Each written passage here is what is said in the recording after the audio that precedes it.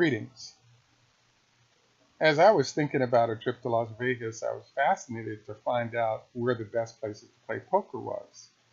After going once or twice a year for numerous years, I've been intrigued to try to figure out the answer to that question. And I wanted to present Bally's as the best place to play in Vegas for several reasons. Before getting into that, I just wanted to note that Daniel Negreanu listed his list of 5 best places to play, and I want to encourage you to figure out where Daniel Negreanu wants to play.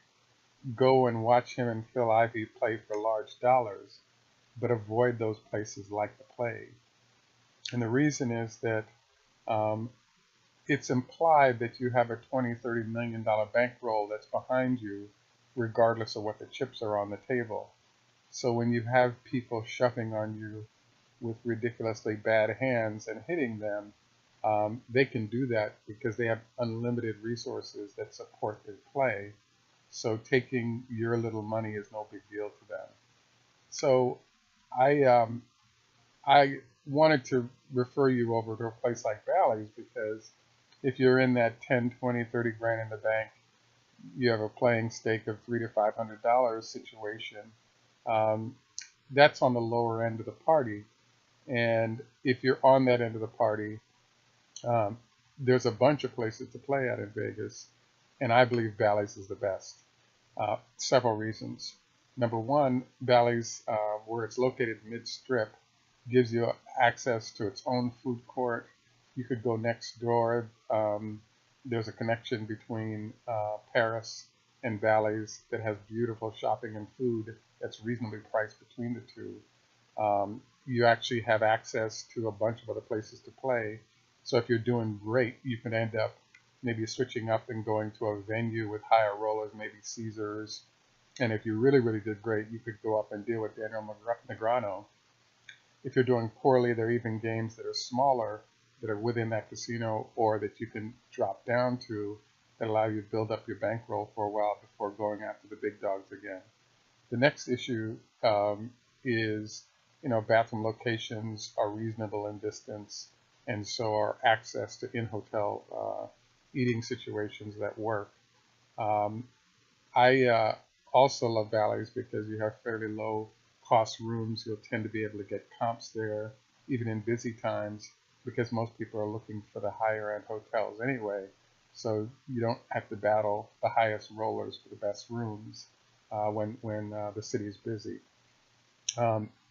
The final issue that I wanted to deal with is what empirically I'm seeing. So I've played at Ballys before a couple of 3 years ago, and I thought it was interesting to watch players from Wynn and other casinos coming to Ballys and explaining they thought it was the best game on the strip, which really surprised me because Bally's is an older hotel that's part of the Caesars family, but it doesn't carry the big gee whiz reputations of the Wynn and others.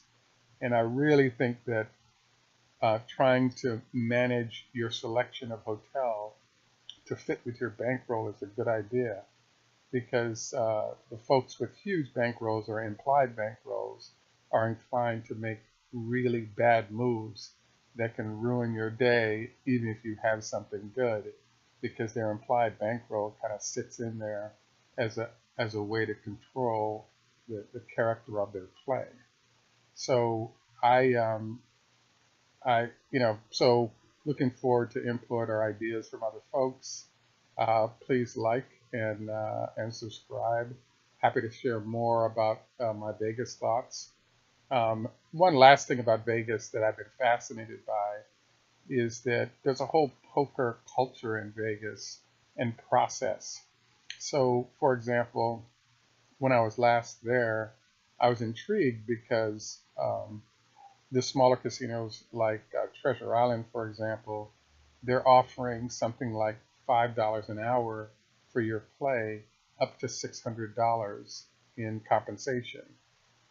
And so I thought this was interesting because the problem that's going on is there's so many places to play poker, and everyone's trying to attract players that there are inducements being offered to try to better compete. with the newer or better venues. So I believe the Mirage also has a sort of time bounty where they're paying you an inordinately high number of per hour fees up to a certain number in order to increase.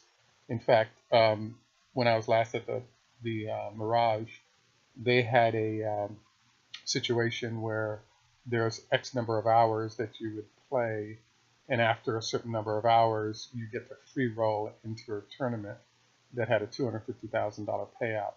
So it's not, $5 an hour like Treasure Island, but again, they're showing signs of the fact that everybody's competing for the players that are coming into town to play poker, and sort of they've got to find their way to compete with that.